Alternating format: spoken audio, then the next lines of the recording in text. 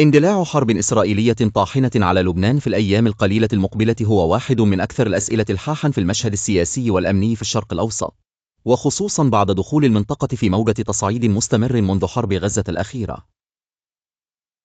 تصعيد حزب الله المتواصل. الحزب يواصل يوميًا استهداف مواقع إسرائيلية على الحدود الجنوبية دعمًا لغزة.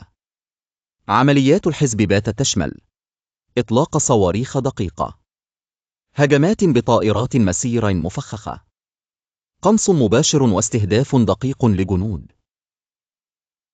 تغير في اللهجة الإسرائيلية تصريحات مسؤولين إسرائيليين خلال الأيام الأخيرة حملت لهجة غير مسبوقة: سندمر كل ما يتصل بحزب الله. بيروت ستدفع الثمن. حان وقت إنهاء التهديد من الشمال.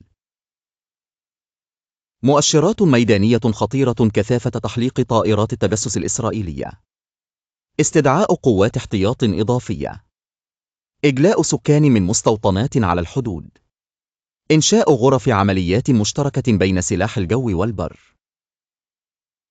أهداف إسرائيل من الحرب: إذا قررت تل أبيب شن هجوم واسع على لبنان، فالأهداف ستكون ضرب قدرات حزب الله العسكرية، مخازن، مصانع، قيادات، إبعاد الحزب عن الحدود عبر ضرب مراكزه الأمامية ومواقع إطلاق الصواريخ.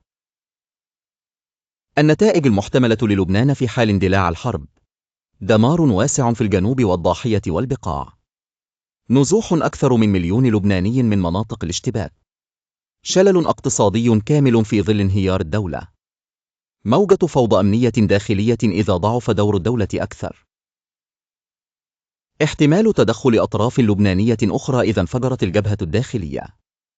هل المجتمع الدولي سيمنع الحرب؟ حتى اللحظة، المجتمع الدولي يحاول التهدئة لكنه لا يمارس ضغوطا فعالة على إسرائيل. الولايات المتحدة لا تعارض التصعيد بشرط لا يكون طويلا. فرنسا والأمم المتحدة تبعث برسائل قلق ولكن دون أدوات ضغط حقيقية.